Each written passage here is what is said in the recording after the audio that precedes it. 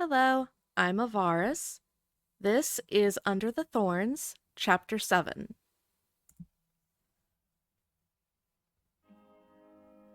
Spring's cleansing breath finally swept through the manor, leaving behind a sparkling anticipation for the impending grand ball.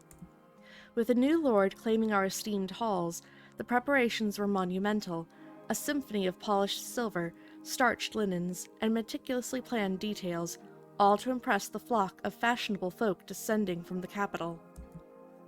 Their silks would rustle like whispered gossip, their laughter like crystal chandeliers tinkling beneath the summer moon.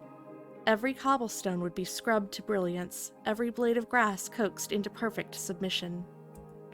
But me, nestled in the quiet cocoon of Edward's chamber, I remained a humble moth in this whirlwind of extravagance. Swapping velvet drapes for airy linens, plumping feather pillows until they mimicked clouds, it was a familiar waltz amidst the impending revelry. No shimmering gowns or scandalous secrets for me, just the comforting dance of dust motes waltzing in sunbeams. The real drama, however, unfolded not in the echoing halls, but in the sun-drenched embrace of the backyard. The mausoleum awaited a throng of visitors. Thus I waged daily battle against the tenacious weeds, their roots gripping the earth like stubborn secrets. Each weed yanked, bagged, and banished was a silent victory, a bead of sweat rolling down my cheek, my only medal. Strange how this burgeoning summer crept into my veins, turning even the simplest tasks into steam baths. Whoa, the sun is scorching hot. Moments like this occasionally stirred the memories of the townhouse across my mind, but their hold was fleeting, quickly overtaken by a newfound fondness for this grand, if slightly eerie, dwelling. The sun, spilling across the rooftops in a cascade of gold, painted the windows like stained glass.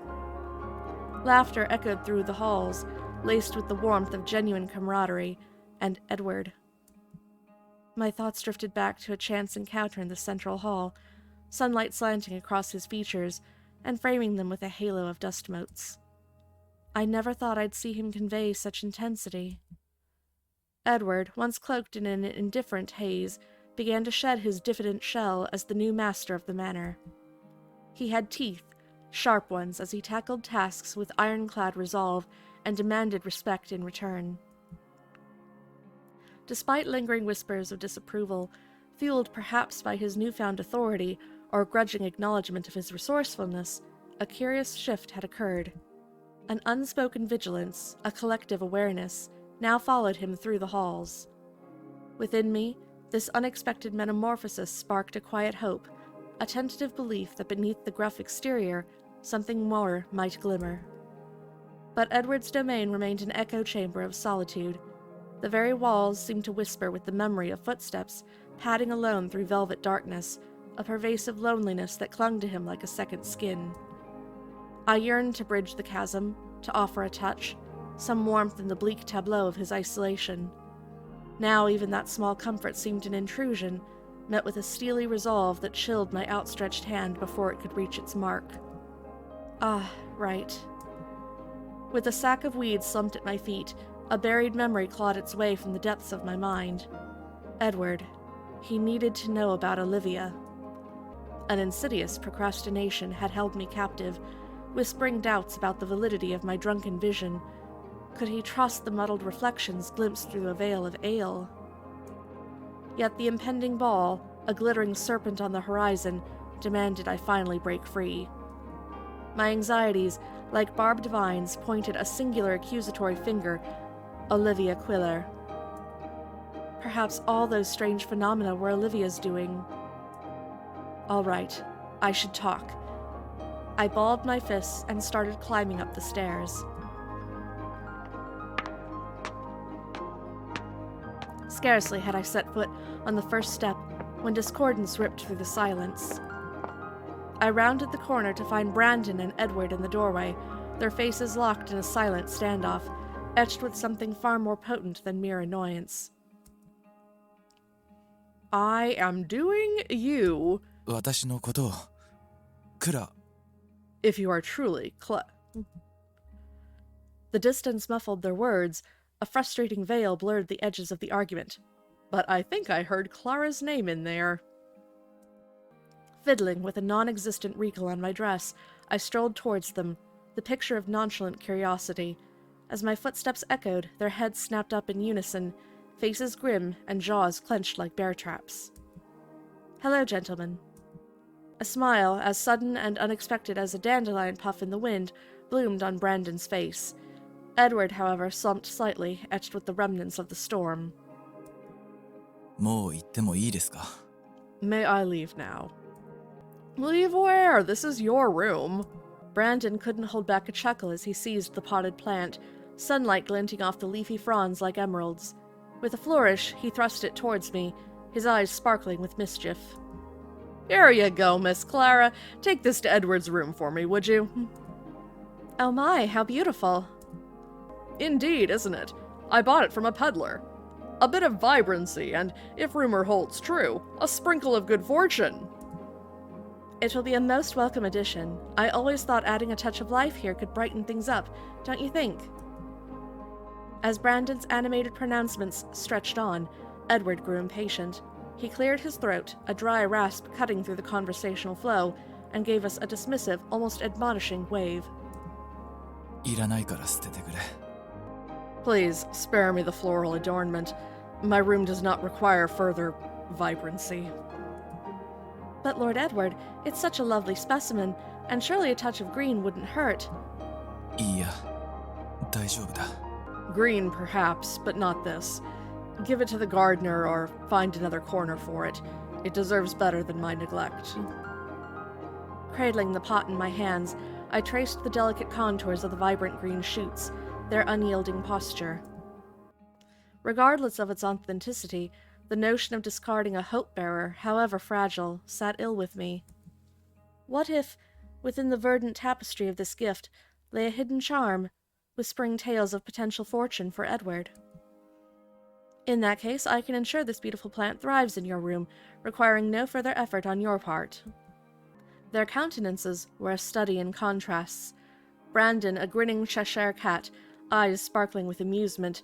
Edward, in stark counterpoint, a storm cloud roiling with brewing discontent. His composure, carefully crafted, seemed to chip away at the edges, revealing a flicker of anxiety beneath the hardened mask of disapproval.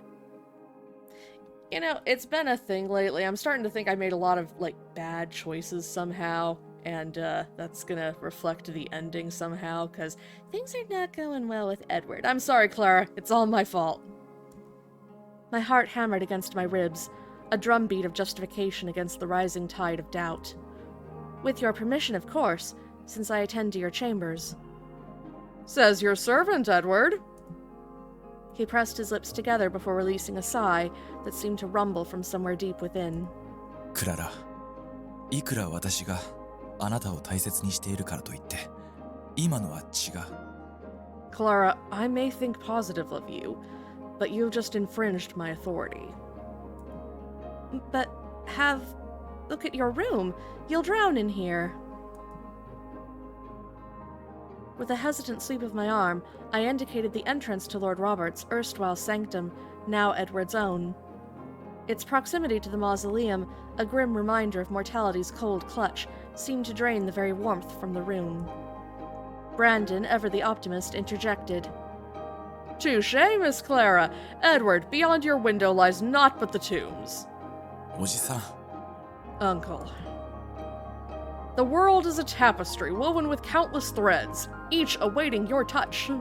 This grand manor, however magnificent, is but a single knot in that tapestry. There's so much more to unravel, my boy." Brandon! "Please, I cannot in good conscience stand by and watch you crumble under the weight of that mausoleum." Beneath the veneer of composure, a flicker of vulnerability danced in Edward's eyes as Brandon's sincere worry reached him. I echoed his gesture. My grasp on the potted plant tightened as if to preserve a spark of hope amidst the gloom. When our eyes met, the glimmer in Edward's gaze dimmed, replaced by a quiet resignation that spoke volumes of the unspoken weight he carried. 好きにしてください. "Do as you please." With Edward's seal of approval, our little horticultural mission sprang into action like a whirlwind of zeal. Brandon, the self-proclaimed green-thumbed general, orchestrated the proceedings with surprising military precision. 2 terracotta soldiers, brimming with leafy promises, rested in his arms, while I cradled the rest. Edward, with the afternoon yawning before him like an unfurled scroll, hovered at the periphery, a curious onlooker to the botanical coup d'etat. Unable to resist the allure of our burgeoning jungle, he inched closer. 大丈夫? Are you certain you wouldn't need a bit of assistance? With a deliberate movement, I turned, holding the ferns and flowers in my arms. Not at all, Lord Edward. They're mere feathers compared to the burdens I carry daily. そっか. I see. A strong wall does not crumble under a bit of greenery. Do you agree? それはちょっと無理ではないか? あ、クララ! Perhaps not, but even the sturdiest wall can be toppled by an unforeseen... Clara! With his sentence poised on the precipice of utterance, fate intervened. A treacherous cobblestone snagged my unsuspecting foot. But before gravity could claim its victory, Edward's presence solidified around me. His embrace, unexpected in its unwavering strength, held me aloft even as the pots in my arms sang their discordant song. When he deemed me safe, a sigh escaped him. 足元には気をつけないと. Mind your footing. Yes, sir. Relief gave way to amusement as I met Brandon's impish grin. My toes curled in my shoes in embarrassment. Why was he smiling like that? My fingers danced across the cool, crumbly soil, filling the pots with fresh life. With practiced ease, I nestled the plants into their new homes. Edward, a silent sentinel at first, joined the rhythmic dance of recreation.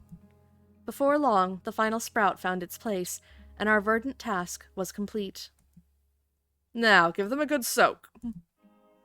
Obediently, I tipped the watering can, its spout a glistening silver horn channeling life-giving water. Pretty! Oh dear, they are absolutely adorable, nestled in their charming pots. Indeed, and quite hardy too, I assure you. Just a sprinkle of water when the soil appears parched, and they'll flourish like little champions.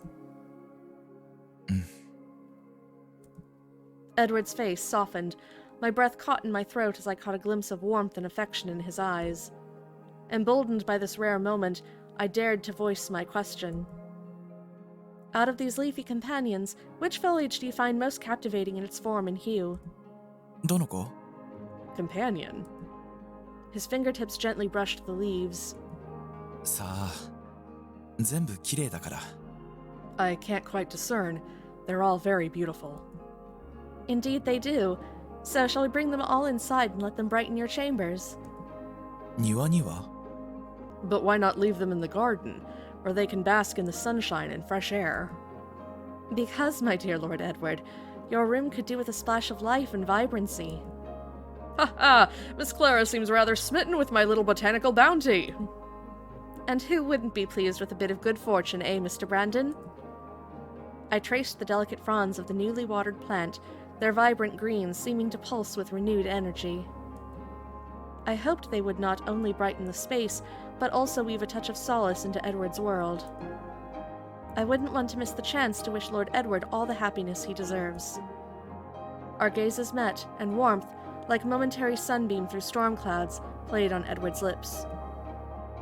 It was a bittersweet smile, hinting at a hidden well of affection alongside a lingering shadow of sorrow. The fleeting smile carved itself into my memory, beautiful even in its briefness.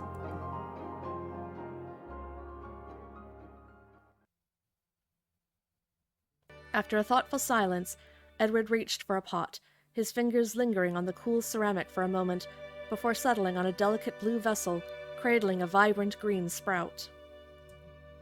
There was a covert connection between him and the plant, a quiet understanding that sent a warmth blooming in my chest.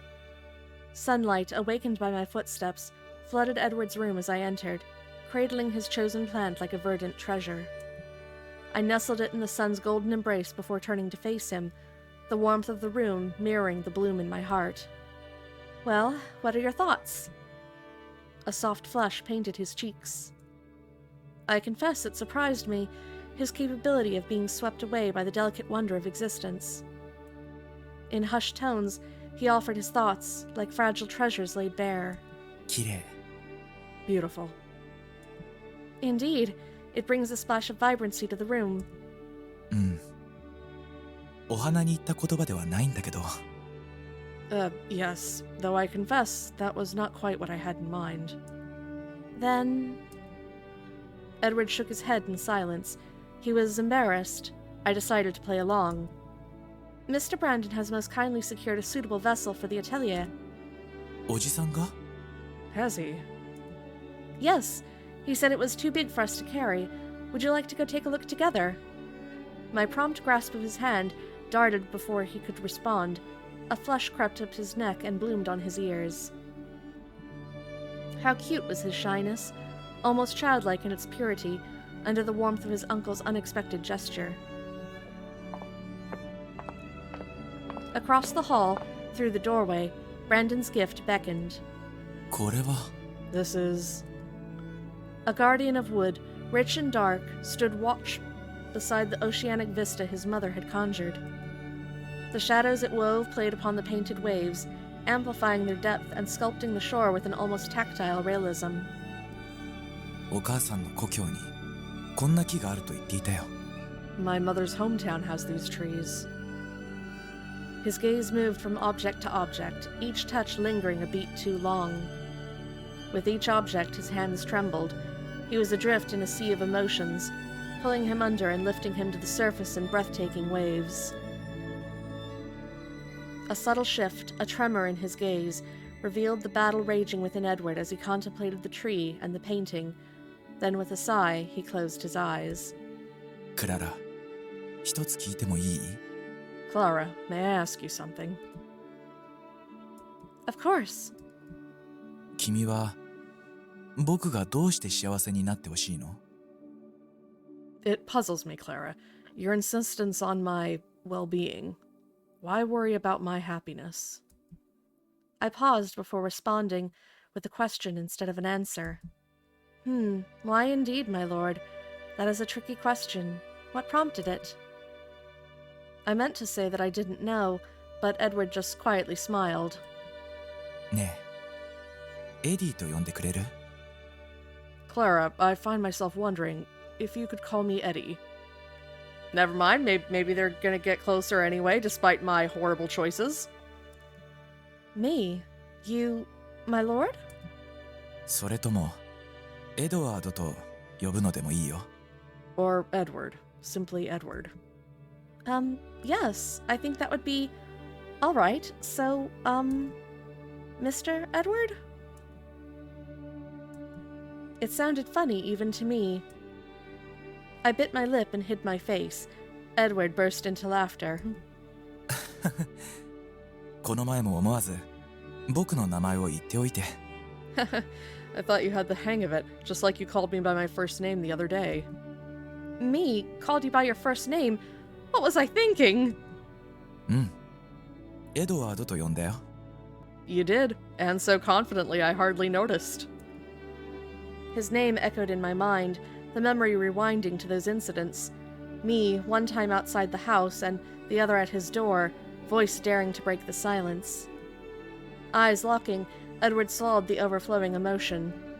あなたは知らないだろうどんなに嬉しかったことか You wouldn't have reckoned how grateful I was. He brushed away the vestiges of whatever had gripped him, his expression reverting to a polite smile. That rare, bittersweet smile. He and I, we carved portraits onto our souls in the silent language of eyes.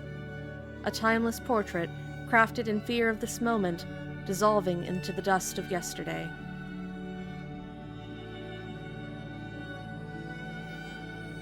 Sighed, Edward.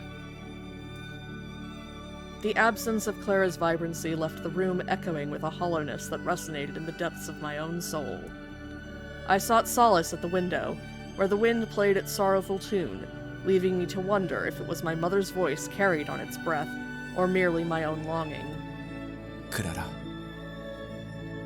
In my mind's eye, I could still see Clara placing the pot near the window, her movements saturated with quiet grace. Her eyes caught the verdurous glow of life when the dappled sunlight fell upon her face. It struck me then with the force of revelation that she was perhaps my blessing. In her presence, even the gloomiest chambers seemed to be imbued with a warm radiance, her infectious laughter like a sunbeam banishing shadows. Despite this truth, I find myself perpetually pushing her away, a self-serving act, born of the misguided notion that I must shield her from the ordeal that clings to me like a shroud. But for how long can I maintain this charade of separation, this dance of awkward distance, before the chasm of my yearning renders it untenable? My gaze settled upon the delicate plant by the window. It seemed to tremble under the slightest breeze, its verdant fragility a reflection of the tempestuous landscape within me. To reach out, to offer succor, felt akin to courting disaster, for with the merest touch I feared I might break it, and myself along with it. 僕にはできない。 I can't. I was well aware it was time I closed the door shut, the time I severed the tenuous thread that stretched towards Clara and the solace she offered. Condemned like the fragile plant by the windowsill, forever bound to its borders, I find myself a prisoner of this sepulchral house. Yet, even as I draw the curtain of my eyelids, a rebellious streak within conjures forbidden fantasies. In the fertile darkness of my mind, I weave dreams of escape, not only to some sun-drenched shore in splendid isolation, but to a haven shared with another soul. Whenever I stand where my mother once stood, gazing upon the same boundless embrace of ocean and sky that reflected her spirit, Clara finds a place beside me. Beneath the caress of the sea breeze, she turns her face towards mine, her eyes alive with an emerald vibrancy, holding a depth that echoes the endless horizon before us. 不可能だ。 I can't. With a brutal swipe across my face, I exorcised the alluring phantoms of my daydream, the chill of my fingertips a rude awakening to the confines of reality. Why must my aspirations wither under the relentless frost of circumstance, while others bask in the sunshine of uninhibited pursuit? The necklace, a cold pendant on my chest, echoed the weight of truth I wrestled with, each labored breath another confirmation of the shackles binding my desires. 不可能な夢だ。 I can't grasp it. It's nothing more than a fading mirage. Dare not dream of it, Edward, because you do not deserve it.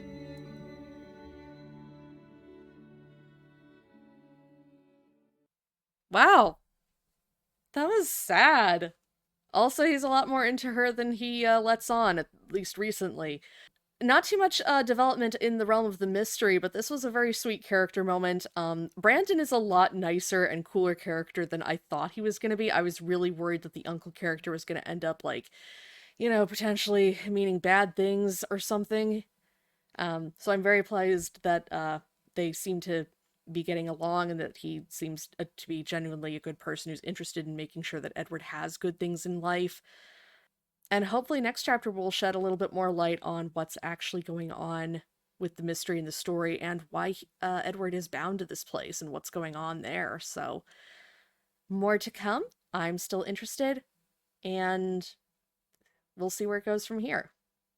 Thank you so much for watching and listening and reading, and hope to see you next time. Bye!